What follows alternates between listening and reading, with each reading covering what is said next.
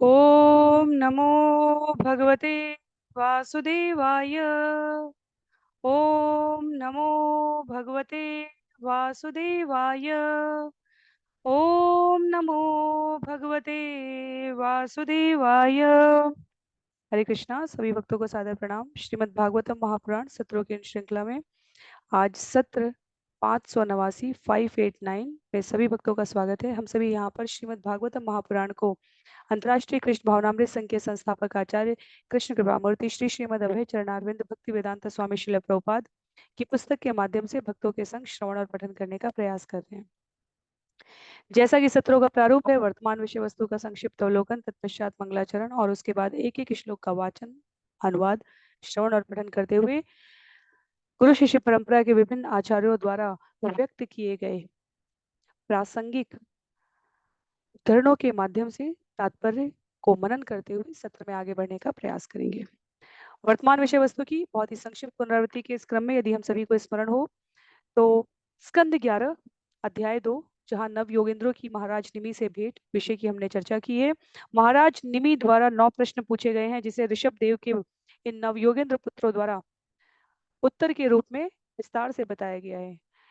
इन दोनों की इस वार्ता को एक बार के द्वारका प्रवास के समय नारद मुनि ने वसुदेव के समक्ष व्यक्त किया है, जिसे सुखदेव गोस्वामी महाराज परीक्षित को सुना रहे हैं और उनके माध्यम से हम सभी को श्रवण करने का अवसर प्राप्त हुआ है। महाराज निमि ने 9 प्रश्न पूछे हैं और नवयोगेंद्रों द्वारा उनका क्रमशः उत्तर दिया गया है। स्कंद 11 अध्याय 2 में हमने प्रथम 2 प्रश्नों का विस्तार पूर्वक उत्तर श्रवण किया। सर्वाधिक शुभ क्या है और ध्यान आचरण धर्म भागवत के लक्षण क्या है। तीसरा प्रश्न जो नवयोगेंद्रों के समक्ष महाराज निमि ने इस सत्संगति का लाभ उठाते हुए निवेदित किया है, वो है भगवान की बहिरंगा शक्ति से संबंधित। तो आज के सत्र में हम सभी स्कंद 11 अध्याय 3 के बारे में श्रवण करेंगे। आरंभ करते हैं मंगलाचरण से। नारायणं नमस्कृत्य नरं चैव नरोत्तमं देवीं सरस्वतीं व्यासं ततो जयम् उदीरयेत्। शृण्वतां स्वकथा कृष्ण पुण्यश्रवणकीर्तन यद्यन्तस्तो यभद्राणि विदुनोति सुयत्स्यताम्। नष्टप्रायेषु भद्रेषु नित्यं भागवत सेवया भगवत्युत्तमश्लोके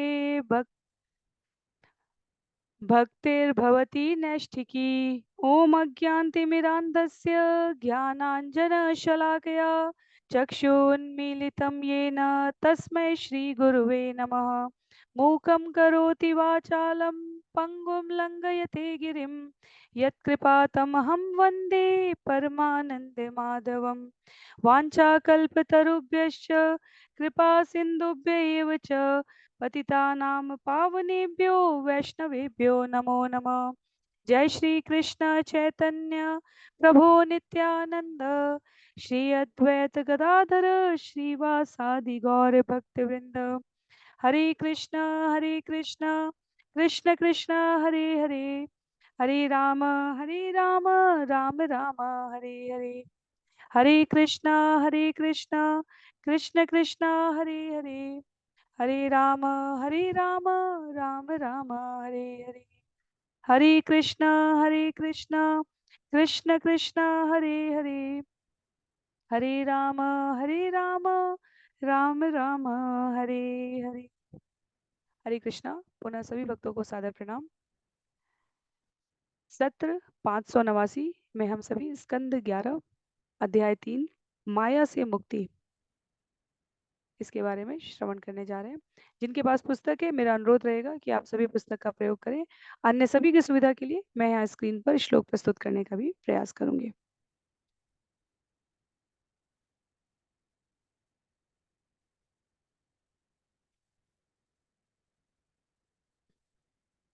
स्कंद 11 अध्याय 3 में विशेष रूप से आचार्य कहते हैं कि महाराज निमि द्वारा पूछे गए जिन 4 प्रश्नों के उत्तर दिए गए हैं, माया के स्वभाव के बारे में, बहिरंगा शक्ति के बारे में, उनके कार्य के बारे में, माया के दुर्लंघ पाश से मुक्त होने की विधि के बारे में, भगवान नारायण की दिव्य स्थिति के बारे में, कर्म योग की विधि के बारे में, जिससे जीव समस्त प्रकार के भौतिक बंधनों से मुक्त हो जाता है। तो इस अध्याय 3 में भी 55 श्लोक हैं। पिछले अध्याय में भी 55 श्लोक थे, अध्याय संख्या 2 में। आरंभ करते हैं श्लोक संख्या 1 से।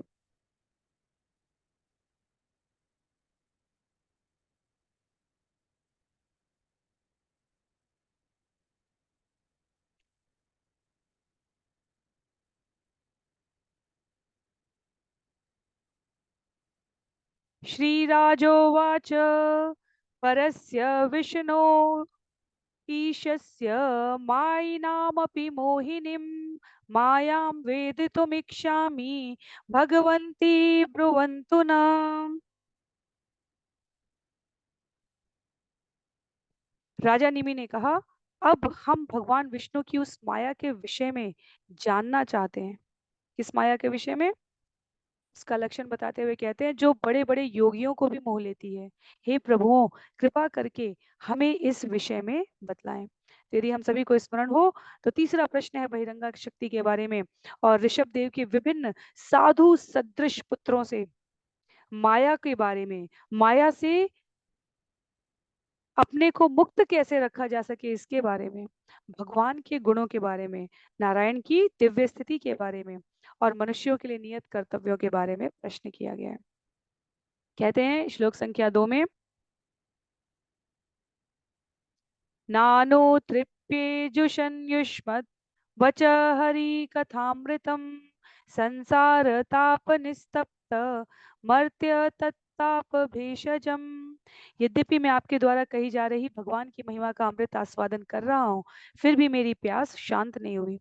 भगवान तथा उनके भक्तों की ऐसी अमृतमय कथाएं संसार के 3 तापों से सताए जा रहे मुझ जैसे बद्ध जीवों के लिए औषधि का काम करने वाली है। तो बहुत सुंदर बात कह रहे हैं यहाँ पर, जैसे परीक्षित महाराज सुखदेव गोस्वामी से कहते हैं कि लगातार आपके द्वारा भगवान की कही गई लीलाओं और कथाओं के श्रवण में मुझे अतीव आनंद आ रहा है, और तथापि वो जिज्ञासा करते हुए अपने आप को आगे की पंक्तियों के बारे में भी उल्लेखित कर रहे हैं। वो पंक्तियां हैं भगवान के संबंध में और अधिक जानने की इच्छा, आकांक्षा। वो कहते हैं ये ऐसा आस्वादन है कि इससे तृप्ति नहीं होती। इस भौतिक जगत में जब हमें भूख लगती है, प्यास लगती है, इंद्रियां उस क्षण के लिए एक बार किसी का पेट पूरी तरह भर जाए, शुदा शांत हो जाए, उसके पश्चात पूर्णतया भर जाए, उसके पश्चात 56 भोग भी रख दिए जाए, तो शायद उसको उसमें जो इंद्रियां अभी तक भोजन का आस्वादन करने में आनंद ले रही थी, अब वो पीड़ा का अनुभव करने लगेंगी। भगवान की कथा का आस्वादन ऐसा है। इसलिए जब आचार्य प्रसिद्ध पंक्ति जो शिल प्रभुपाद की कथा में आती है, जिसमें वो कहते हैं कि पेप्सी या कोला का नाम लेते लेते आपकी प्यास नहीं बुझती, पर हरि नाम का रसामृत आस्वादन कर जाने से जितना नाम लो उतनी और अधिक तृप्ति के साथ आनंद लेते रहने का मन होता है। तो शुदा का उदाहरण भौतिक जगत में तृप्ति का उदाहरण और आध्यात्मिक आध्यात्मिक जगत की तृप्ति के उदाहरण में यही अंतर है।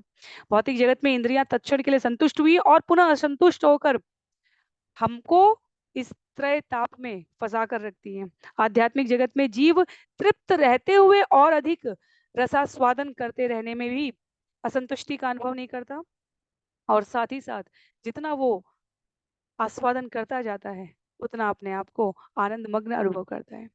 तो भौतिक जगत से आध्यात्मिक जगत की ओर हम कितना अग्रसरित हो रहे हैं, इसका एक लक्षण ये भी है, हमारे जीवन में कितनी स्थिर चित्तता आ गई है, हमारे जीवन में कितनी तृप्ति आ गई है। इसीलिए संतुष्ट कहा गया है, आत्म तृप्त कहा गया है।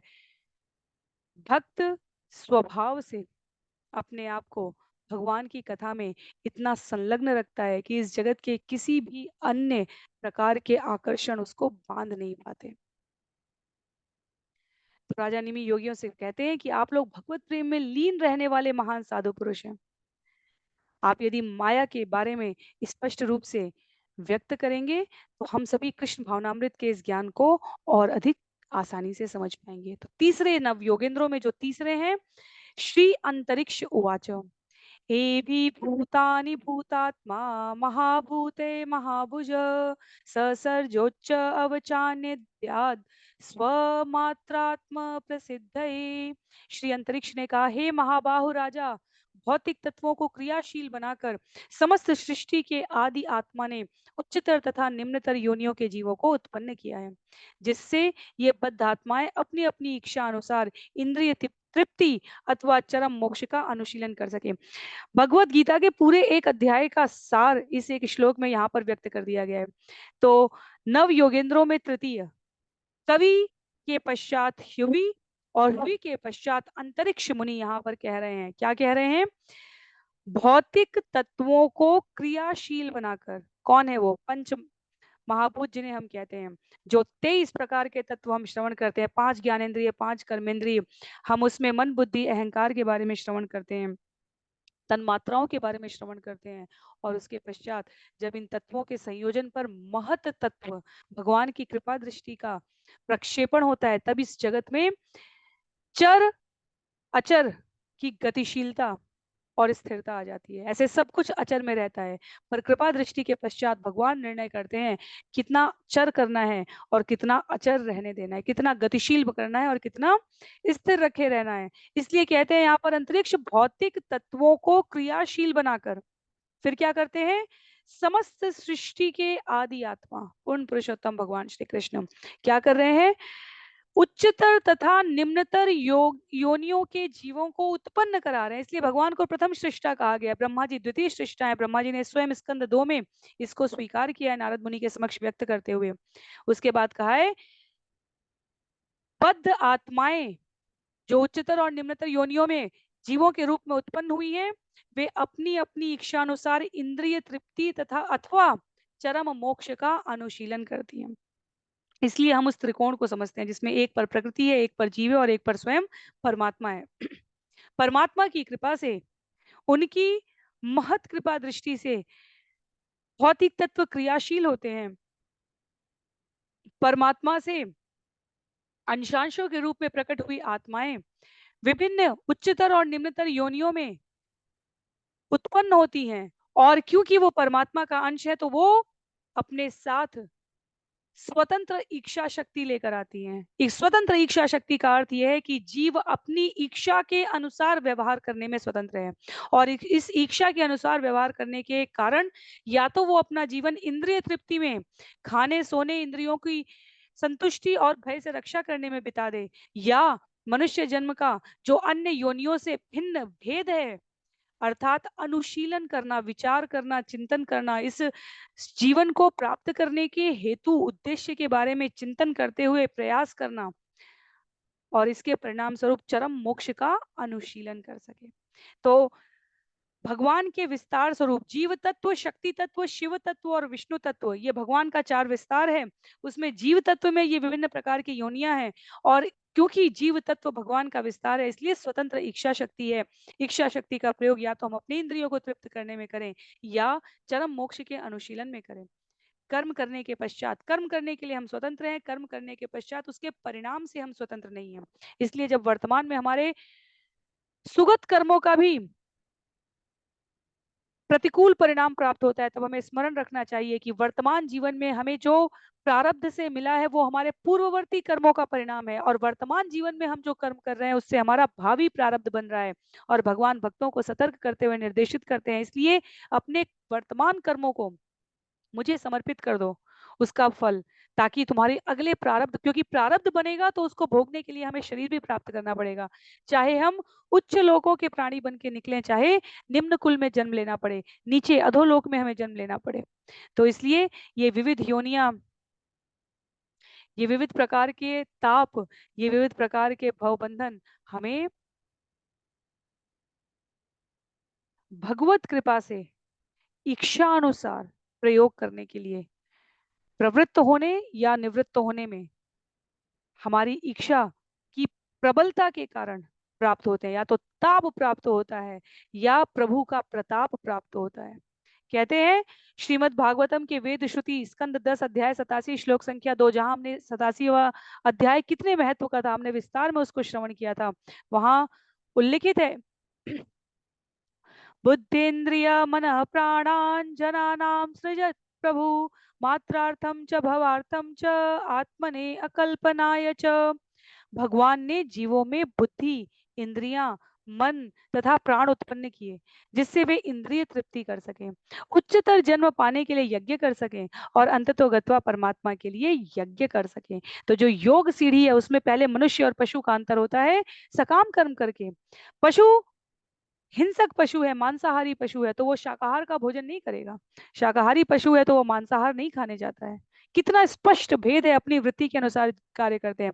पर जीव के पास भगवान ने बुद्धि तत्व दिया है, तो जीव अपनी इंद्रियों को तृप्त करने के लिए कुछ भी खा लेता है, कुछ भी पहन लेता है। जहां प्रकृति का निषिद्ध व्यवहार कहा गया है वहां भी गमन करने लग जाता है। और इस प्रकार इंद्रियों को तृप्त करते करते इसीलिए इसीलिए विभिन्न योनियों में उसको फिर जन्म लेना पड़ता है। तो आचार्य यहाँ पर कह रहे हैं, श्रुतियां कह रही हैं वेदों की, कि बुद्धि इंद्रिय मन तथा प्राण उत्पन्न किए, ताकि सकाम कर्म की योग की सीढ़ी पर पुण्य और पाप का अंतर तो समझ सके जीव कम से कम। इसे सकाम कर्म योग कहा गया। उसके ऊपर हम बड़े थे तो हमने ज्ञान योग, अष्टांग योग और अंततो गत्वा जिसकी बात की जाती है वो भक्ति योग है। तो कर्म योग से निष्काम कर्म योग बढ़ने की हमारी इस यात्रा में यदि हम अपने आप को प्रवृत्त कर लें तो हम इंद्रिय तृप्ति की वास्तविक भोग वृत्ति, किसको संतुष्ट करना है इन इंद्रियों से, उसको समझ पाएंगे। आगे कहते हैं श्लोक संख्या 4 में, एवं श्रेष्ठानि भूतानि प्रविष्ट पंच धातु भी एकधा दश धात्मानं विभजन जुषते गुणान। कहते हैं महाराज निमि के प्रश्न का उत्तर देते हुए अंतरिक्ष मुनि परमात्मा उत्पन्न किए गए प्राणियों के भौतिक शरीरों में प्रविष्ट होकर मन तथा इंद्रियों को क्रियाशील बनाता है और इस तरह बद्ध जीवों को इंद्रिय तृप्ति हेतु 3 गुणों तक पहुंचाता है। तो ऐसा लग सकता है कि जब भगवान की इच्छा के बिना पत्ता भी नहीं हिलता है तो फिर जीव अपने मन से कैसे व्यवहार कर सकता है? जो जीव व्यवहार कर रहा है उसमें भगवान की इच्छा क्यों नहीं है? इसका उत्तर है कि जीव के भीतर जो परमात्मा तत्व है, क्योंकि परमात्मा अपने आप में सच्चित आनंद है, परमात्मा अपने आप में स्वराट है। स्वराट का अर्थ होता है जो अपने आप में स्वतंत्र है, उससे ऊपर कोई और नहीं है। और क्योंकि जीव भगवान का अंश है इसलिए उसके पास भी स्वतंत्रता का, परम स्वतंत्रता का वो अंश होता है। तो परमात्मा रूप में तो भगवान इसलिए उपस्थित है ताकि जीव इस यंत्र को जो शरीर के रूप में प्राप्त हुआ है इसका प्रयोग कर सके। चालक के रूप में आत्मा तत्व है। जैसे इलेक्ट्रॉनिक उपकरणों की भी बात करें, उसको चलाने के लिए भी हमें कोई स्विच चाहिए। कोई भी ऑटोमेटेड मशीन भी हो, सामान्य रूप से किसी गाड़ी को चलाने के लिए, किसी भी मशीन को चलाने के लिए मशीन अपनी जगह स्थिर रहेगी। कार चलाने के लिए हमें एक चालक चाहिए। और यदि हम कुतर्क करना चाहें कि आजकल ऑटोमेटेड कार आने लगी है तो भी उसको चलाने के पीछे जो बुद्धि तत्व है, जो संचालक तत्व है, कोई ना कोई चालक अवश्य है। उसी प्रकार ये शरीर, एक मृत शरीर और जीवित शरीर में जो अंतर है वो प्राण तत्व का है। और वो प्राण तत्व परमात्मा के रूप में हमारे शरीर में इस अधिष्ठित रहते हैं। तो परमात्मा और आत्मा दो तत्व के रूप में उपस्थित भगवान यहाँ पर जीव को मन तथा इंद्रियों को किस प्रकार से संलग्न करना है वैसी ऊर्जा दे रहे हैं। अब जीव अपनी स्वतंत्रता का प्रयोग करके उसे कैसे प्रयोग करता है, ये जीव की अपनी व्यक्तिगत स्वतंत्रता है। जिस प्रकार से बिजली का प्रयोग यदि वो फ्रिज में प्रयोग हो रही है तो वस्तुओं को ठंडा करने के लिए हो रही है, यदि वो हीटर में हो रही है तो वो उस वस्तुओं को गर्म करने में सहयोग करे। ऊर्जा वही है पर ऊर्जा का स्थानांतरण भिन्नता के रूप में परिणाम देता है। तो परमात्मा तत्व के रूप में सभी के हृदय में अधिष्ठित भगवान जब आत्म तत्व के रूप में इंद्रियों को और बुद्धि मन वायु को संचालित करते हैं, तब जीव अपनी स्वतंत्र इच्छा का प्रयोग करके या तो अपनी इंद्रियों को तृप्त कर सकता है या फिर इस जीवन के परम लक्ष्य को प्राप्त करने में प्रवृत्त हो सकता है। इसलिए माया की प्रवृत्ति को बतलाते हुए आगे कहते हैं, गुणे गुणान स भुंजान आत्म प्रद्योतिते प्रभु मन्यमान इदम सृष्टम आत्मानम इह सज्जते। भौतिक देह का स्वामी व्यष्टि जीव परमात्मा द्वारा सक्रिय की गई अपनी भौतिक इंद्रियों द्वारा प्रकृति के 3 गुणों द्वारा बनाए गए इंद्रिय विषयों का भोग करने का प्रयास करता है। इस तरह वह उत्पन्न भौतिक शरीर को अजन्मे नित्य आत्मा के रूप में मानने के कारण भगवान की माया में फंस जाता है। तो यहाँ पर जो अंतर बताया गया है, श्रील प्रभुपाद से एक बार विदेश में एक विद्यालय में विश्वविद्यालय में नहीं, विश्वविद्यालय में प्रवचन करना आसान है, क्योंकि वहां पर विकसित मानसिकता वाले वयस्क युवा हैं, जिनको बड़े बड़े उदाहरण देके बिंदुओं को आध्यात्मिक तत्वों को स्पष्ट समझाया जा सकता है। पर एक विद्यालय में एक बार जब शिला प्रभुपाद आमंत्रित किए गए, तो उन्होंने सोचा यहाँ मैं बच्चों को कैसे, वहां कहा गया कि आप समझाइए आत्मा क्या है, शरीर क्या है, प्राण क्या है, बुद्धि क्या है, समय का उपयोग क्या है, अनुशासन क्या है। और शिला प्रभुपाद ने भरे हुए सभागार में, जहाँ छोटे छोटे बच्चे हैं, विद्यालय के बच्चे, चाहे हम जितने छोटे और बड़े का अनुभव करना चाहें, तो ये विद्यालय में जैसे ऑडिटोरियम है, वहां पर वो कहते हैं विद्यालय के सबसे होनहार विद्यार्थी को बुलाया जाए। और स्टेज पे शिला प्रभुपाद हैं, और वो विद्यार्थी पहुंचता है, और शिला प्रभुपाद कहते हैं, उनकी आंखों की ओर इशारा करके कहते हैं, ये क्या है? बोले, ये मेरी आंख है। कान की तरफ, ये मेरे कान है। हाथ की तरफ, जैसे जैसे प्रभुपाद इशारा करते गए, वो विद्यार्थी बताने लगा कि ये मेरी हाथ है, ये मेरा पैर है, ये मेरा कान है, ये मेरा पेट है, ये मेरे बाल है। और शिला प्रभुपाद ने कहा है, ये मेरा क्या है?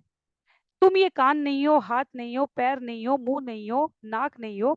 मेरा तत्व जो तुम कह रहे हो, वो मैं कहाँ है इसमें? ये हाथ, आंख, नाक, मुंह, कान तो सभी के पास है, पर तुम सब अपने आप में भिन्न हो। तो वो मैं तत्व क्या है?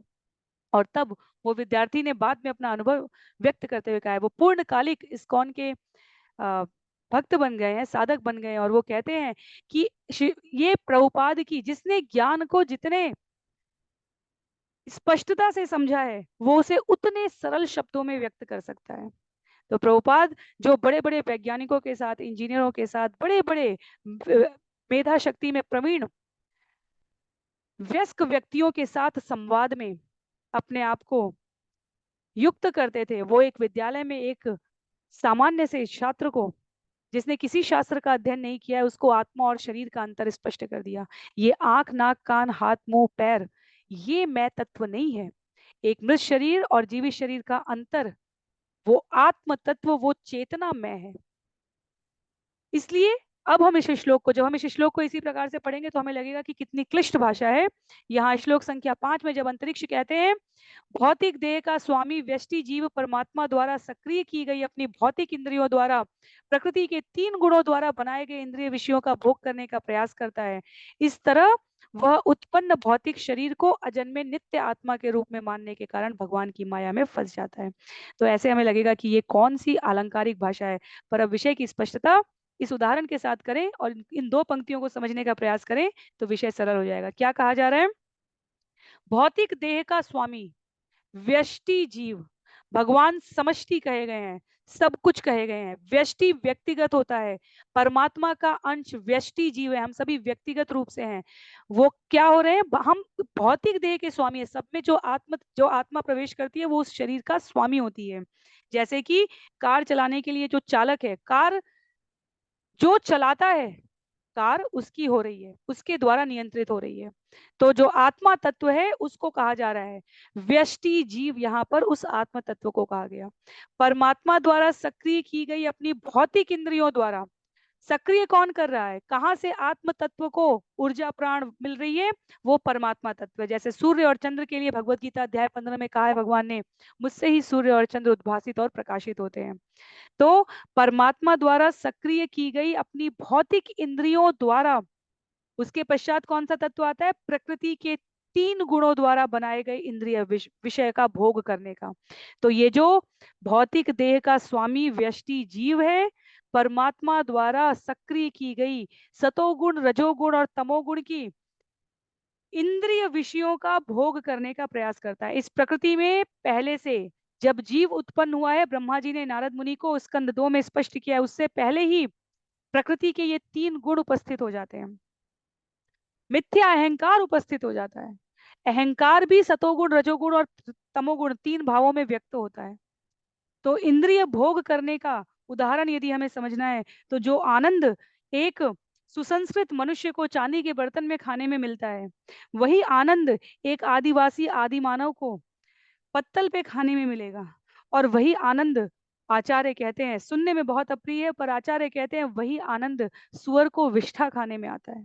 तो अपनी अपनी योनियों के अनुसार, किस योनि में हमने जन्म लिया है, शरीर का उदर पोषण करने का जो स्वभाव है, सात्विक, राजसिक और तामसिक तीनों का अलग अलग है, और तीनों ही अपनी अपनी स्वभाव और वृत्ति के अनुसार विषय का भोग करने का प्रयत्न कर रहे हैं। और ऐसा करने के क्रम में क्या होता है, अंतरिक्ष यहाँ पर कहते हैं, इस तरह वह उत्पन्न भौतिक शरीर को, ये जो भौतिक शरीर पंच महाभूत से बना है, क्षितिजल पावक गगन समीरा, जो इस भौतिक देह का स्वामी है, वह उत्पन्न भौतिक शरीर को अजन्मे नित्य आत्मा के रूप में मानने के कारण भगवान की माया में फंस जाता है। तो हम सभी भगवान के अंशांश हैं, आत्म तत्व हैं, पर शरीर से अपने को संबंधित करने के कारण सभी प्रकार के आसपास के हमारे आत्मिक, सामाजिक, दैविक अनुभव इस शरीर से बने संबंधों के कारण है। इसलिए भक्त चिंतित नहीं होता, भक्त चिंतन करता है जब मृत्यु की चर्चा होती है। मृत्यु की चर्चा करना कोई नकारात्मक विषय नहीं है। मृत्यु की चर्चा हमें स्मरण कराती है कि हम इस धराधाम पर सदा सर्वदा रहने के लिए नहीं आए हैं। जिन बड़े बड़े आसुरी प्रवृत्ति के जीवों के हम नाम सुने और जो अपने आप को इस जगत में अजन्मा रखना चाहे, उनमें से कोई नहीं रख सका। और सभी के स्वामी भगवान की शरण में रहने वाले जीव ने कभी अपने को अजन्मा रखने की प्रार्थना नहीं की। तो ये अंतर है भक्त का और असुर का। भक्त कभी नहीं कहता भगवान मुझे जन्म जन्मांतर तक अजन्मा रहूं। मैं भक्त कहता है जहां रहूं, स्वर्ग में, नरक में, उच्च लोक, अधोलोक, मुझे और कोई आकांक्षा नहीं है भगवान, मुझे सिर्फ आपकी शरण में रहना है, आपकी स्मृति में रहना है, आपकी सेवा में रहना है। तो शरीर से अपने आप को हमें संबंधित नहीं करना है। वैष्णव पदावली में हमारे महान आचार्य भक्ति विनोद ठाकुर कहते हैं, हे मृत्यु तुम मेरा कब वरण करोगी, और जब तुम वरण करोगी तब मुझे अतीव प्रसन्नता का वो सुख, वो अवसर, वो क्षण कब आएगा। और मैं अपने पूर्ववर्ती आचार्यों से प्रार्थना करता हूँ कि उस क्षण में मुझे ये स्मृति दें कि मैं किशोरी जू के, मैं वरसाने में जन्म ले सकूं, जहां मैं अपने आप को किशोरी जू की सेवा में प्रवृत्त कर सकूं। तो वासान से जीर्णानि यथा विहाय कहने में मृत्यु हमारे लिए एक यात्रा से दूसरे यात्रा पर प्रस्थान करने के अवसर के रूप में श्रवण करना सरल हो सकता है, अन्यों को समझाना भी सरल हो सकता है, पर चिंतन करके हर क्षण उसके लिए तैयार रहना, हर क्षण अपने आप को ये शरीर नहीं आत्मा संबंध के रूप में स्थापित करना, ये सतत स्मरण और चिंतन से आता है। अंतरिक्ष यहाँ पर बारंबार जन्म मृत्यु के चक्कर लगाने में भयभीत जीव को निर्देशित करते हुए कहते हैं कि असंख्य शरीर धारण करके 84 लाख योनियों में भटकते रहने से अधिक श्रेष्ठ है कि जहाँ के हम मूल निवासी हैं वहां अपने आप को पुनः गतिमान करने के लिए इस एक योनि का प्रयोग कर लें।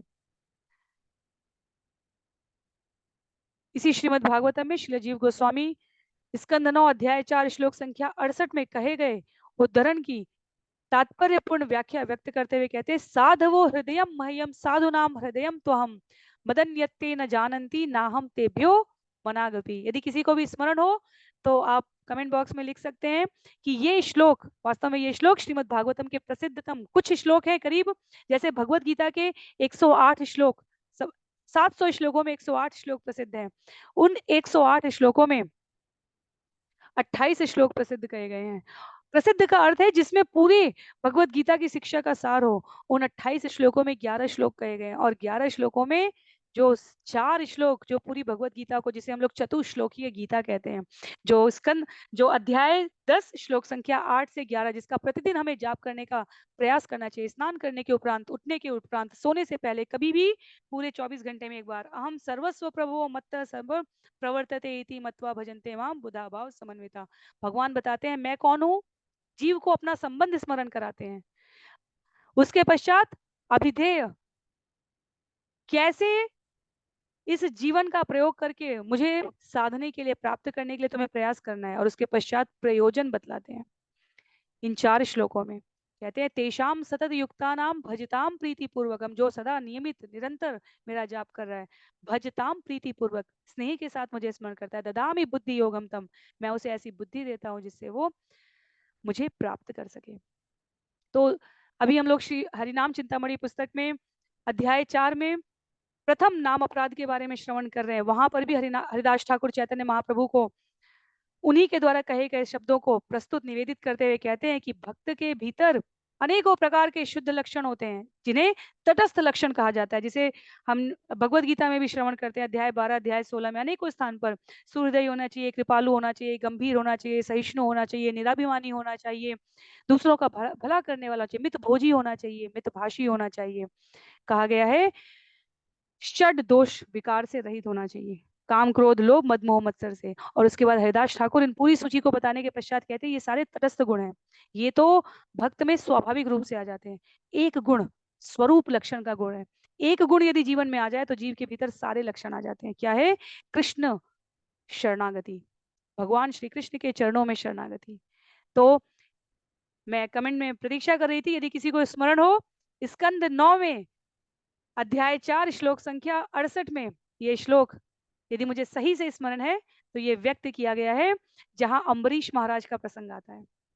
साधवो हृदयम मह्यम, शुद्ध भक्त सदैव मेरे हृदय में रहता है। साधुनाम हृदयम तो हम, और मैं शुद्ध भक्त के हृदय में रहता हूँ। मदन्यत्ते न जानंती, मेरे भक्त मेरे अतिरिक्त कुछ नहीं जानते। ना हम तेभ्यो मनागपि, और मैं भी उनके अतिरिक्त अन्य किसी को नहीं जानता। शरणागति का ये प्रमाण है। जब अम्बरीश महाराज के प्रति, वैसे तो दुर्वासा ऋषि भगवान की लीला में सहायक हैं, पर यदि उन्हें अभिनय के पात्र के रूप में भी हमें समझा जाए, ऐसा नहीं समझना है यहाँ पे हमें कि दुर्वासा ऋषि विलेन हो गए। दुर्वासा ऋषि यहाँ पर भगवान की इच्छा के प्रतिरूप कार्य कर रहे हैं। वास्तव में दुर्वासा ऋषि भगवान के पार्षद हैं। वे भागवतम का कोई भी पात्र, सामान्य असुर भी जिसे हम कहें कि वो असुर है, वो भी भगवान की लीला का पात्र है, इसलिए वो भागवतम में है। यदि हम सोचें कि स्त्री पुरुष की, पति पत्नी की लड़ाई है, भाई बहन की लड़ाई है, यदि हम समझें कि संबंधियों की लड़ाई है कौरवों और पांडवों को देखकर, तो भी हमें ये समझना चाहिए कि इस जगत में वो लड़ाई किसी न किसी के बीच में कहीं ना कहीं हमेशा चल रही है। पर वो सब भागवत के कथानक के पात्र नहीं हो जाते। क्यों नहीं हो जाते? क्योंकि वो वास्तव में भगवान की निमित्त योजना के अनुसार कार्य करने वाले जीव है। तो दुर्वासा ऋषि के लिए हमारे मन में ये भाव नहीं आना चाहिए कि उन्हें अम्बरीश महाराज की महिमा नहीं पता थी। ये भाव नहीं आना चाहिए कि वो भगवान की महिमा को चुनौती दे रहे थे। वास्तव में वो भगवान की योजना में अम्बरीश महाराज को दिया गया तत्कालिक त्रास वास्तव में अम्बरीश महाराज की महिमा का वर्धन ही करने वाला है, और भगवान की भक्त के प्रति दी गई आश्वस्ति की पुष्टि करता है। भगवान कहते हैं मैं भक्तों के हृदय में हूँ। दुर्वासा ऋषि पहुंच के कहते हैं मैं तो आपका व्यक्ति हूँ, मुझे बचाइए। अम्बरीश के रक्षा के लिए भगवान ने जो सुदर्शन चक्र पीछे लगाया था दुर्वासा से, उससे वो विभिन्न लोकों में गमन करने के पश्चात दुर्वासा भगवान के समक्ष खड़े हैं और भगवान कहते हैं वास्तव में आप मुझसे रक्षा की अपेक्षा करते हैं, मैं तो शुद्ध भक्त के हृदय में रहता हूँ, इसलिए पुनः वहां जाइए जहां अम्बरीश है। अम्बरीश मेरे अतिरिक्त अन्य कुछ नहीं जानते और मैं भी उनके अतिरिक्त कुछ भी अन्य नहीं जानता हूँ। तो ये जो शरणागति का संबंध है, अंतरिक्ष मुनि यहाँ पर कह रहे हैं माया की प्रवृत्ति से और प्रकृति से हर क्षण, एक क्षण मात्र की भी हमारी असावधानी हमें माया के जंजाल में ले आती है। पर इसका अर्थ ये नहीं है कि हमें निराश होना है। इसका अर्थ इन नियमित सत्रों का श्रवण करने के पश्चात जीवन में इस गंभीरता को, इस नियमितता को धारण करना है कि अपने आप को किसी भी स्थिति और परिस्थिति में मैं भगवान के चरणों में बद्ध जीव हूँ, इस पंक्ति का पुनः पुनः और पुनः स्मरण कराना है अपने आप को। और उसके पश्चात जब हम भगवान के जीव बनेंगे तो हम भगवान की शिक्षाओं को स्मरण रखेंगे, हम भगवान के भक्तों को पहचान पाएंगे, उनके संग का अनुभव करने के लिए अपने आप को प्रवृत्त करेंगे। बहुत सुंदर श्लोक है चैतन्य चरितामृत के 2 श्लोक, अंत लीला अध्याय 4 192 और 193 के। कहते हैं दीक्षा काले भक्त करे आत्मसमर्पण, सेई काले कृष्ण तारे करे आत्मसम, सेई देह करे तार चिदानंदमय, अप्राकृत देह ताय चरण भजय। दीक्षा के समय जब भक्त भगवान की सेवा में अपने को समर्पित करता है तो कृष्ण उसे अपने ही समान स्वीकार करते हैं। जब तक इस तरह का भक्त, जब इस तरह भक्त का शरीर चिदानंदमय हो जाता है तो भक्त उस दिव्य शरीर में भगवान के चरण कमलों की सेवा करता है। तो हमारी भगवान के श्री चरणों में शरणागति, हमारी नियमितता, हमारा विश्वास भरा प्रयास हमें भगवत सम कर देता है। और भगवान इन चरणों को, इन वचनों को चरितार्थ करते हैं। वैकुंठ लोक में सभी शंख चक्र गदा पद्म चतुर्भुज रूप में रहते हैं। इसलिए तो हमारे सनत सनंदन सनातन सनत कुमार पहुंचे तो वैकुंठ क्या, बिल्कुल भगवान के निकटतम, जहां से भगवान का अंतरंग द्वार है। जय विजय उपस्थित होकर कहते हैं, अन्य द्वार पर जो द्वारपाल खड़े थे उन्होंने तो गंभीरता पूर्वक आत्मज्ञानी ऋषियों का सम्मान करते हुए उन्हें मार्ग प्रशस्त करते हुए आगे बढ़ा दिया। पर जय विजय ने कहा, अगर आप केवल दर्शन करने के लिए आए हैं तो दर्शन तो आप हमारा भी कर सकते हैं, क्योंकि हमारे स्वरूप में, भगवत स्वरूप में और हमारे स्वरूप में कोई अंतर नहीं है। तो जब भगवान यहाँ पर अंत लीला में उल्लिखित करते हैं कि जब भक्त भगवान की सेवा में अपने को अर्पित करता है तो भगवान उसे अपने समान स्वीकार करते हैं, उसका शरीर चिदानंदमय हो जाता है और ऐसा भक्त भगवान के चरण कमलों की सेवा में प्रवृत्त हो जाता है। तो ये बार बार हम चरण कमलों की सेवा में प्रवृत्त होने की बात, इस जगत में रहकर भगवान की सेवा करने की बात इसलिए कहते हैं क्योंकि ये जगत भौतिक जगत है और ये आध्यात्मिक जगत का विकृत प्रतिबिंब है। यहाँ हम जो कुछ भी करेंगे वो विकार युक्त होगा। एकमात्र शुद्ध हरिनाम है कलयुग के लिए, विशेष रूप से आगे के स्कंदों में और अध्यायों में हम इसको श्रवण भी करेंगे विस्तार से कि कलयुग के लिए हरिनाम इतना महत्व क्यों पूर्ण क्यों है।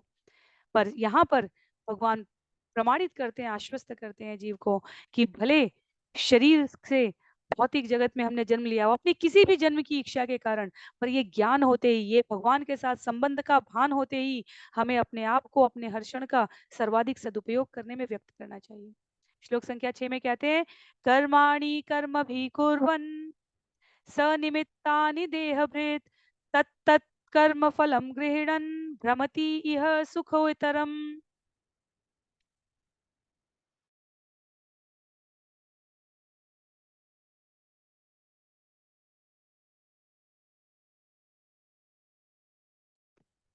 तीव्र भौतिक इच्छाओं से प्रेरित देहधारी जीव अपनी कर्मेंद्रियों को सकाम कर्म में लगाता है, तब वह इस जगत में घूमते हुए तथाकथित सुख दुख में अपने भौतिक कर्मों के फलों का अनुभव करता है। तो कर्म फल की गणना अति गूढ़ है। यदि हम सोचें कि हम कर्मयोगी हैं, हम अपने आप को कहें कि हम कर्मयोगी हैं, तो भगवत गीता में भगवान का स्पष्ट निर्देश है कि केवल कर्म योग से तुम मुझे नहीं प्राप्त कर सकते। यदि हम कहें कि हम ज्ञान योगी हैं, तो भी भगवान ने कहा है कि केवल ज्ञान योग से तुम मुझे नहीं प्राप्त कर सकते। ज्ञान शुष्क है यदि वो भगवत सेवा में प्रवृत्त नहीं है। कर्मयोग संवेदना भावुकता से अभिप्रेरित पागलपन है यदि वो भगवान की सेवा में प्रवृत्त नहीं है। हम कर्मयोगी हैं, हम ज्ञान योगी हैं, ये दोनों प्रथम 6 अध्याय और अंतिम 6 अध्याय में भगवत गीता में व्यक्त किए गए हैं। जो मध्य के 6 अध्याय, अध्याय 7 से 12, वो भक्ति योगी के हैं। तो जिसे हम कहते हैं कि बहुमूल्य रत्न को रखने के लिए, अपने स्वर्ण आभूषणों को रखने के लिए, जैसे हम कोई केस युक्त, जिसे हम कहते हैं ऊपर से आवरण में रहे, नीचे से आवरण रहे और बीच में बहुमूल्य पदार्थ रखा हुआ है, जिसे हम कहते हैं कि जब कर्म योग और ज्ञान योग के बीच में भक्ति तत्व दोनों को जोड़ता है, तब भक्ति की इस पूर्णता से जीव अपनी शुद्धि की अवस्था को प्राप्त करता है। तो यहाँ पर आचार्य कह रहे हैं, जब तक जीव इस ज्ञान को अपने जीवन में धारण नहीं करता, तब तक क्या होता है, तीव्र भौतिक इच्छाओं से, ये मन किया, ये हमने कर लिया, कल ये मन नहीं किया, हमने नहीं किया, भौतिक इच्छाओं से जो प्रेरित देहधारी जीव हैं, वो अपनी कर्मेंद्रियों को सकाम कर्म में लगाते हैं। और सकाम कर्म का अर्थ है कामना युक्त कर्म करना। उससे परिणाम क्या होगा, सुख दुख में मिलने वाले फलों को भोग करने के लिए जीव इस जगत में आबद्ध हो जाता है।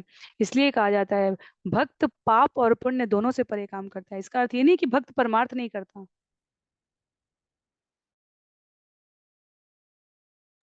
इसका अर्थ ये नहीं है कि जीव को परमार्थ नहीं करना चाहिए, साधक भक्त परमार्थ नहीं करता। भक्त तो सबसे अधिक दयालु और करुणावान होता है, पर वो किस लिए करता है, वो न अपेक्षा के लिए करता है, न उपेक्षा के लिए करता है, न यश के लिए करता है, न अपयश के लिए करता है।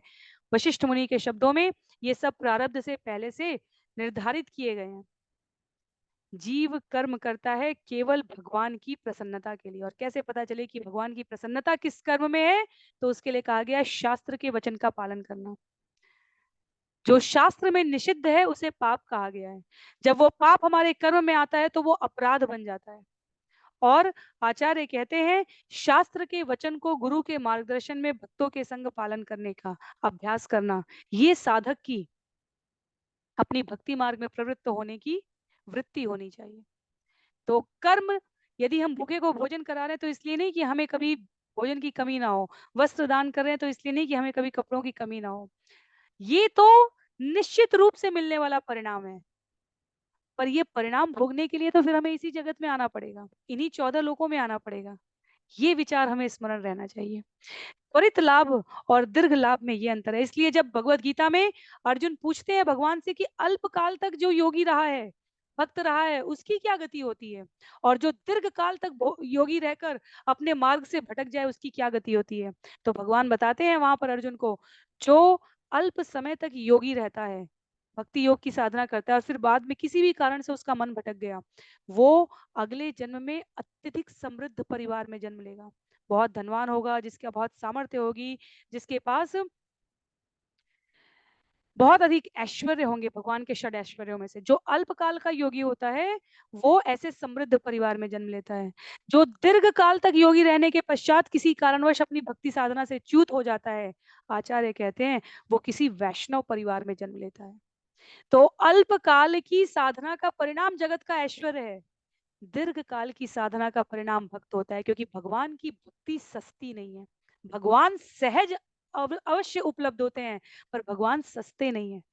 यदि कोई भगवान से इस भौतिक जगत का कोई ऐश्वर्य मांगे तो भगवान कहेंगे उसके लिए तो मैंने देवताओं को नियुक्त कर रखा है, ये प्रशासनिक अधिकारी हैं, सूर्य, इंद्र, यम, वरुण, चंद्र, अग्नि, किसी न किसी विशेष प्रकार के वर को प्रदान करने में समर्थ हैं। और अधिक चाहिए तो इस भौतिक जगत की अधिष्ठात्री माया देवी, देवी दुर्गा से जो मांगोगे वो प्राप्त होगा। आशुतोष भगवान शिव, शक्ति भवानी के पति, प्रकृति को संचालित करने वाले भव और भवानी, वो कहते हैं जो मांगोगे महादेव से वो मिलेगा। भक्ति मांगोगे तो बहिरंगा शक्ति अपने आप को, जैसे ऊर्जा का स्थानांतरण होता है वैसे अंतरंगा शक्ति की ओर प्रेरित कर देती हैं। देवी दुर्गा श्रीमती राधा रानी की ओर प्रेरित कर देती हैं। इसलिए हमारे विष्णु पुराण में, 12 पुराण में, हरिवंश पुराण में अनेकों स्थान पर कहा गया है, जो महादेव का भक्त है, जो वास्तव में महादेव का भक्त है, वो अंततः भगवान श्री कृष्ण की शरण ग्रहण करता है। और भगवान श्री कृष्ण की शरण ग्रहण करने वाला कभी महादेव से या महादेव के भक्तों से द्वेष नहीं रखता। बहुत ही गंभीर बात है। इस जगत में लोग भौतिक प्रकृति के स्वभाव के कारण उच्च और निम्न देखने के इतने अभ्यस्त हो चुके होते हैं कि वो भगवान के विभिन्न विस्तारों में भी लघुता और प्रभुता का अंतर करने से नहीं चूकते। पर जगन्नाथ और विश्वनाथ में कोई वैर नहीं है, दूध और दही का अंतर है, जो हम अनेकों बार ब्रह्म संहिता में स्वयं ब्रह्मा जी के मुख से श्रवण करते हैं। कहने का अभिप्राय यहाँ पर यह है कि बहिरंगा शक्ति के प्रभाव में रहते हुए भी यदि जीव अपने आप को पूर्ण पुरुषोत्तम भगवान श्री कृष्ण की शरण में रखना चाहता है, उनके कहे गए वचनों का पालन करने में, उसके अनुसार अपना जीवन यापन करने में अपने को अभ्यस्त रखता है, तो वो सुख दुख के इन भौतिक कर्म फलों के परिणाम से बहुत अधिक विचलित अनुभव नहीं करता। और इसलिए हमारे मनीषी, साधु, विद्वत पुरुष, महापुरुष कहते हैं प्रकृति ने हमें जल दिया, वायु दिया, भरण पोषण के लिए वृक्षों पर लगने वाले फल दिए हैं, कंदमूल फल दिए हैं, और भगवान भी अपनी सेवा में कोई बहुत बड़ी विविधता की अभिलाषा नहीं रखते। कहते हैं पत्रम पुष्पम फलम तोयम, अत्यंत सरल। जब कोई प्रश्न करता है कि कहाँ लिखा है भगवान ने मांसाहार के लिए मना किया है, तो भगवान को अगर कहना होता, आचार्य किंचित हास्य के साथ ये भी कहते हैं, तो भगवान यहाँ पर बताते कि उन्हें निरामिष भोजन चाहिए या आमिष भोजन चाहिए। कथा और प्रसंग से हम सभी परिचित हैं। जब भरत भगवान से मिलने के लिए जाते हैं और वहां पर उनकी परीक्षा लेने के लिए निषाद राजगुरु ने जब सोचा कि सेना के साथ आ रहे हैं तो कहीं भगवान को जंगल में भी तो पीड़ित करने नहीं आ रहे हैं, क्योंकि उनके भीतर ये भ्रम था, और ये भी भगवत इच्छा का भ्रम था, भरत का और महिमा मंडन हो सके। इसलिए ये विषय आता है वहां पर कि निषाद राज के द्वारा तो उनके ऊपर आक्रमण करने का विचार किया जा रहा था, सेना आयोजित की जा रही थी, युद्ध की रणनीति तैयारी की जा रही थी, पर एक वयोवृद्ध नागरिक के द्वारा कहे जाने पर भोजन से जीव के जीवन में कैसा भजन है इसकी परीक्षा की गई। और वहां पर सात्विक, राजसिक और तामसिक 3 प्रकार के भोजन रखे गए थे। एक प्रकार से स्वागत भी हो जाएगा और एक प्रकार से परीक्षा भी हो जाएगी। और हम सब ने पहले भी इस विषय को श्रवण किया है। भरत ने किसी भोजन की ओर नहीं देखा। भरत ने कहा तुमने मेरे भाई श्री राम का दर्शन किया है, मेरे लिए तो तुम ही श्री राम हो गए। तो यहाँ पर भौतिक कर्म के फलों के अनुभव से परे रहकर अपनी कर्मेंद्रियों को सकाम कर्म में लगाने के भाव से निवृत्त रहकर, प्रवृत्त रहकर नहीं, निवृत्त रहकर, दूर रहकर भद्र व्यक्ति की तरह जीवन जीने के व्यवहार के लिए अंतरिक्ष मुनि महाराज निमि को कहते हैं कि कर्म के नियमों के अनुसार अत्यधिक सतर्कता रखने में भी जीव भ्रमित हो सकता है। इसलिए कर्म फल हमें भगवान को समर्पित करने चाहिए और कर्म केवल दो कारण से करने चाहिए, अपने हृदय के शुद्धिकरण के लिए और भगवान की प्रसन्नता के लिए। अध्याय 5 में भगवत गीता में इसे भगवान ने स्पष्ट कहा है। आगे श्लोक संख्या 7 श्रवण करते हैं, जहां अंतरिक्ष माया की प्रकृति स्वभाव के बारे में बताते हुए कहते हैं, इत्थम कर्म गति गक्षन बहु अभद्र वहा पुमान आभूत संप्लवात सर्ग प्रलयो अश्नुते अवश्य।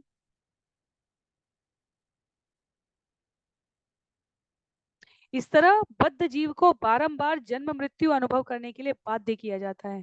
अपने ही कर्मों के फल से प्रेरित होकर वह एक अशुभ अवस्था से दूसरी अवस्था में असहाय होकर घूमता रहता है और सृष्टि के प्रारंभ से लेकर प्रलय होने तक कष्ट भोगता है। तो ये पूरा क्रमिक वृत्तांत बता रहे हैं अंतरिक्ष मुनि। सबसे पहले भगवान की इच्छा से ये क्रियाशील जगत में विभिन्न प्रकार की इंद्रियों में संलग्न रहकर माया के 3 गुणों से आबद्ध जीव अपने आप को कर्म फल भोगने की इच्छा में प्रवृत्त करेगा, और कर्म फल भोगने की इच्छा में प्रवृत्त करेगा तो काम क्रोध लोभ मद मोह मत्सर सत रज और तम के इस भवबंधन में अपने आप को आध्यात्मिक, आधि भौतिक और आधि दैविक 3 प्रकार के तापों में जीव सदैव संलग्न देखेगा। परिणाम ये होगा कि वो एक अशुभ अवस्था से, इसलिए इस जगत में रहकर जीव कभी भी, कहा गया है हम में से कोई कभी पूर्ण नहीं हो सकता, क्योंकि पूर्णमिदम तो केवल भगवान है। हम पूर्ण आत्मा के अंश स्वरूप है। इस जगत में हम कोई भी व्यक्ति ऐसा नहीं मिलेगा, हमें कोई भी व्यक्ति नहीं मिलेगा, और यदि चुनौती देने के लिए कोई कहना भी चाहे कि कोई है ऐसा, तो भी अन्य मनुष्य उसको अनुभव करा देंगे कि वो वास्तव में पूर्ण नहीं है। 2 प्रकार के प्राणी इस जगत में पाए जाते हैं, अहंकार की और द्वेष की अभिव्यक्ति 2 रूपों में होती है। एक, यदि हम अत्यधिक दुख व्यक्त करें, अपने जीवन के अनेकानेक दुखों को बताएं, मेरे जीवन में ये कष्ट है, ये कष्ट है, ये कष्ट है, ये कष्ट है, तो सामने वाला व्यक्ति हमें सांत्वना देने के प्रयास करेगा, जो इस बात की पुष्टि करेगा कि वास्तव में आपके जीवन में कष्ट है। और दूसरा, यदि हम बताएं कि हमारे जीवन में ये सुख है, ये सुख है, ये सुख है, ये सुख है, तो भी सामने वाला व्यक्ति, कोई ना कोई ऐसा व्यक्ति हमें अपने जीवन में अवश्य मिल जाएगा जो ये बता देगा पर ये नहीं है तुम्हारे पास।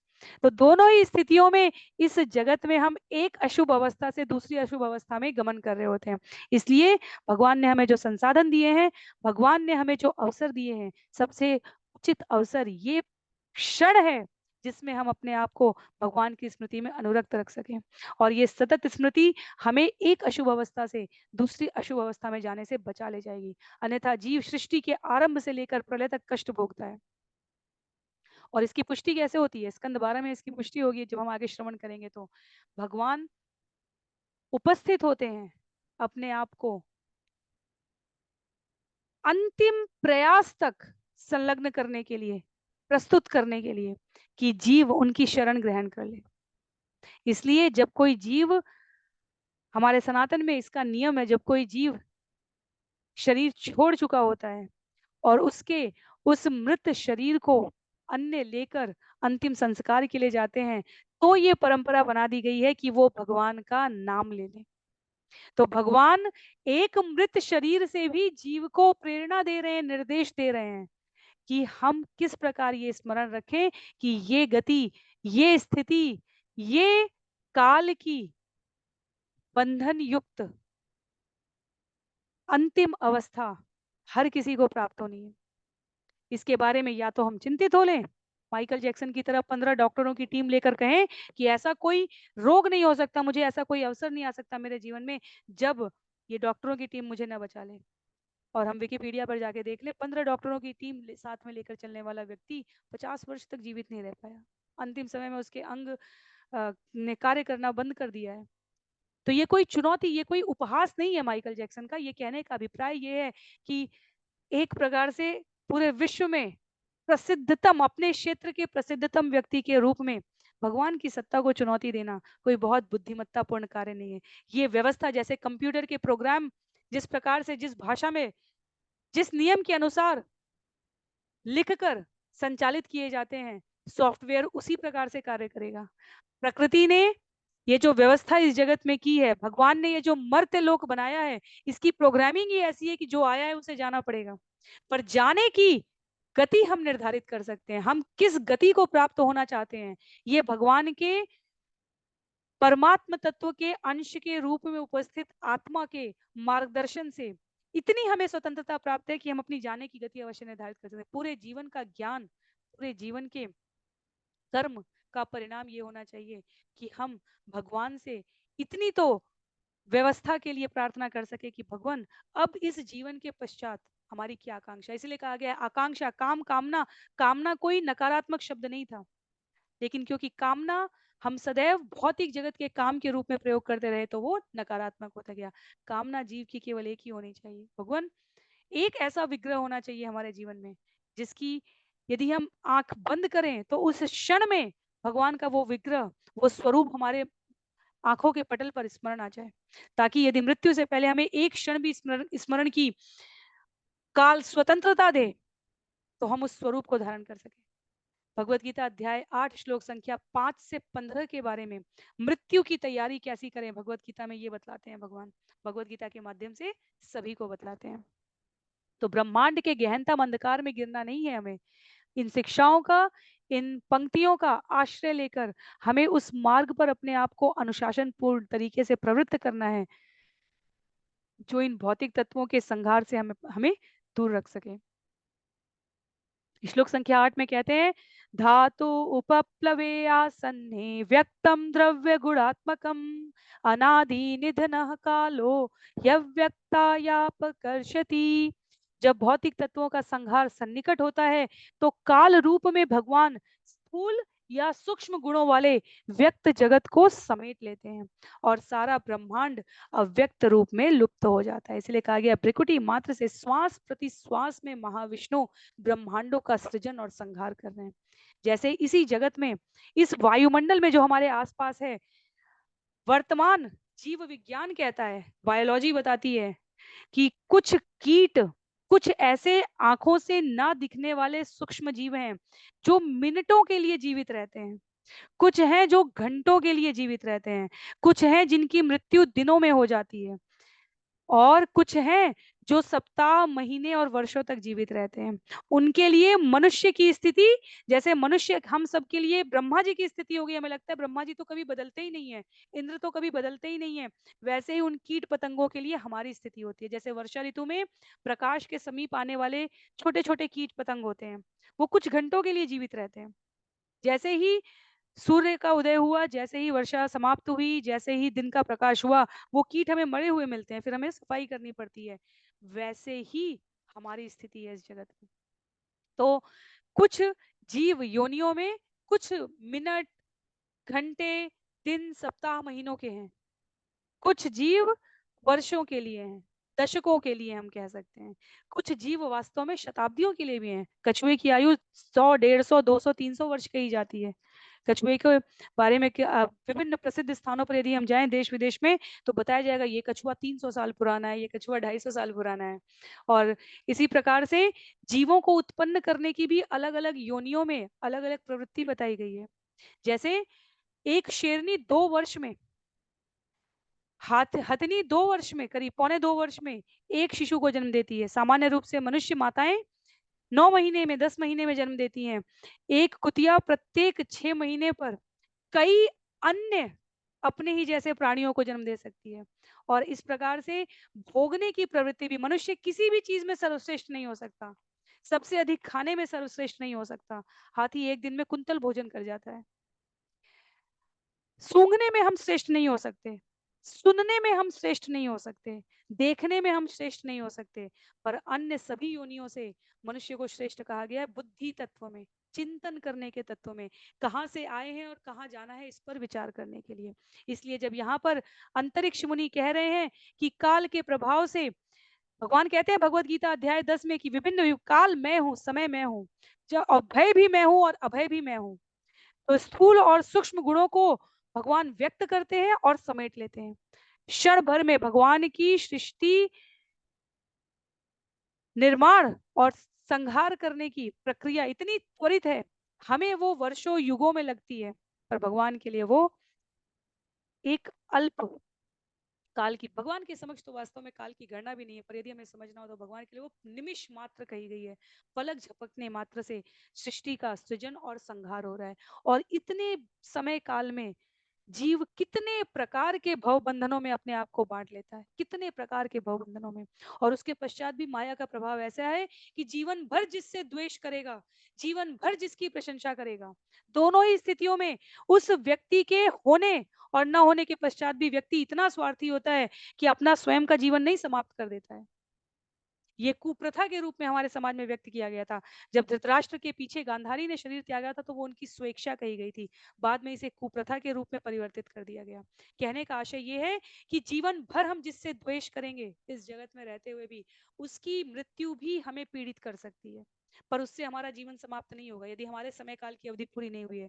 और जीवन भर हम जिससे स्नेह करते हैं, उसकी मृत्यु के पश्चात भी हमारा जीवन समाप्त नहीं होता।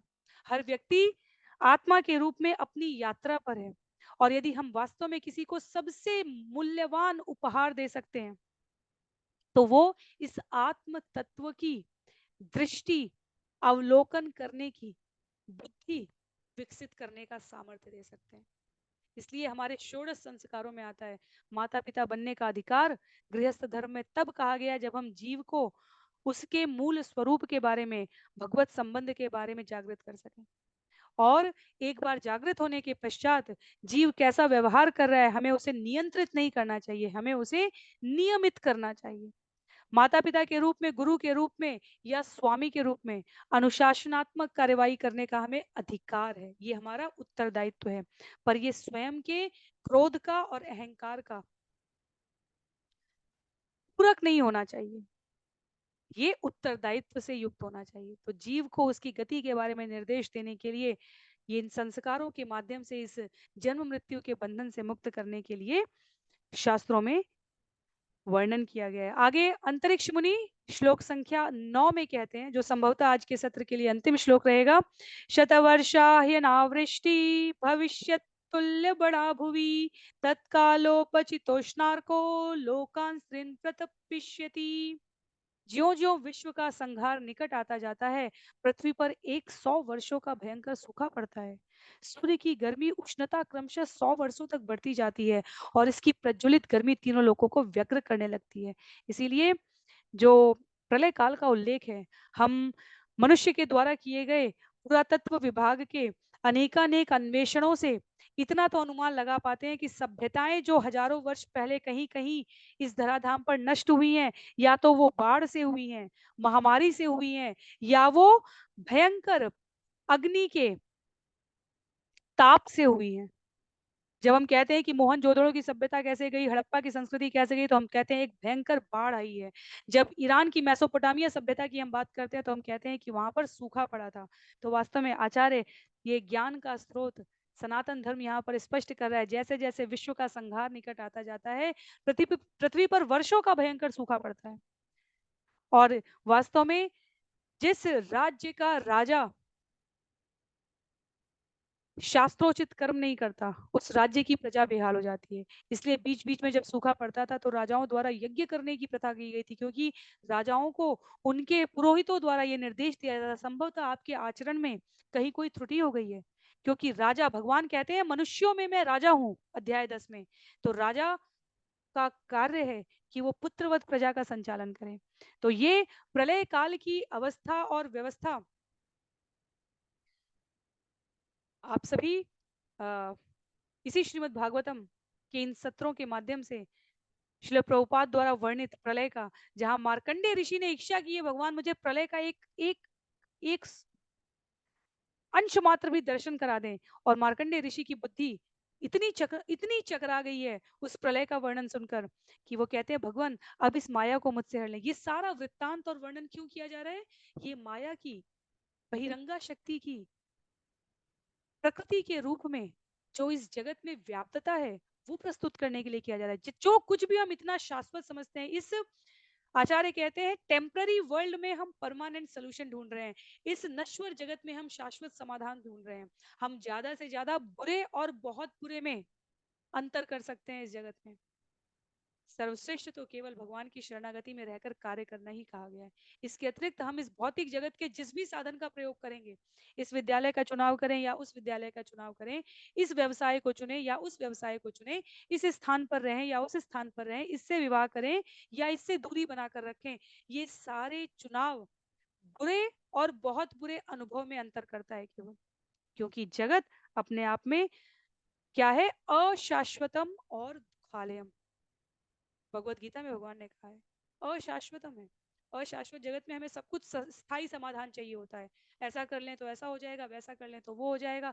वास्तव में कुछ भी करें और कुछ भी ना करें के अंतर में हम जो कर सकते हैं वो केवल भगवान की शिक्षाओं का, उनके द्वारा दिए गए निर्देशों का पालन करके उनकी प्रसन्नता के लिए अपनी इंद्रियों को इस प्रकार से संचालित और व्यवस्थित कर सकते हैं कि हमारी सभी कार्यों के केंद्र में भगवान की प्रसन्नता हो। इसके अतिरिक्त इस जगत में हम कुछ भी करेंगे उसका हमें कोई स्थायी परिणाम नहीं मिलने वाला, कोई परिणाम नहीं मिलने वाला। और जो परिणाम मिलेगा भी, यदि हमारी बुद्धि उसमें स्थिर नहीं है तो वो हमें आत्मिक संतोष नहीं देगी, अतीव असंतुष्टि देगी, अतीव असंतुष्टि। तो इस विषय से संबंधित है प्रलय की इस उद्धरण को आगे श्लोक संख्या 10, 11, 12 में व्यक्त करते हैं अंतरिक्ष मुनि। तो हमने कहा कि श्लोक अंतिम करते हैं, पर क्योंकि ये विषय उससे संबंधित है, यहाँ पर बिना किसी तात्पर्य के जब सृष्टि का विनाश हो रहा होता है, जो हमें सुनने में बहुत काल्पनिक लगता है और जो वास्तव में इस जगत के नश्वर जगत का शाश्वत सत्य है कि ये सृष्टि अंत होती ही होती है, उसको यहाँ व्यक्त करते हैं। अंतरिक्ष मुनि कहते हैं, पाताल तलम आरभ्य संकर्षण मुख अनल दहन ऊर्ध्व शिख विश्व वर्धते वायु नैरित। यह अग्नि, कौन सी अग्नि? जो सूर्य की गर्मी 100 वर्षों तक बढ़ते हुए प्रज्वलित अग्नि तीनों लोकों को व्यग्र करती है, वो पाताल लोक से शुरू होती हुई बढ़ती जाती है। इसकी लपटें प्रबल वायु से प्रेरित होकर ऊपर उठने लगती हैं और यह चारों ओर दिशाओं की हर वस्तु को झुलसा देती है। तो छंद संख्या 10 पर हम लोग रोकेंगे, क्योंकि 11 और 12 में भी इस प्रलय का वर्णन है, पर समय की बाध्यता को देखते हुए हम सभी आज के सत्र को यहीं पर समाप्त करेंगे। यदि हम स्मरण कर सके इस पंक्ति को, अग्नि कितनी ऊपर तक जाएगी और कितने लोगों को एक बार अपने चपेट में लेती है, इसका वर्णन स्कंद 2 में ब्रह्मा जी जब 4 प्रकार की प्रलय नारद मुनि को बतला रहे हैं तब बतलाते हैं।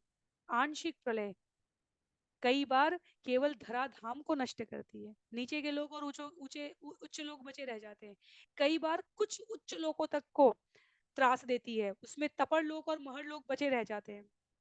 और कई बार 3/4 ब्रह्मांड नष्ट होता है और एक पूर्ण प्रलय आती है, जो ब्रह्मा जी की रात्रि वाली प्रलय कही गई है, उसे पूर्ण प्रलय कहा गया है।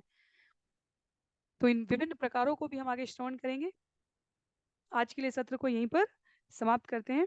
किसी भी प्रकार की जिज्ञासा के लिए, असहमति के लिए आप जहां भी जुड़े हैं, जिस भी माध्यम से या इस वीडियो के कमेंट बॉक्स में अपने विचार प्रेषित कर सकते हैं।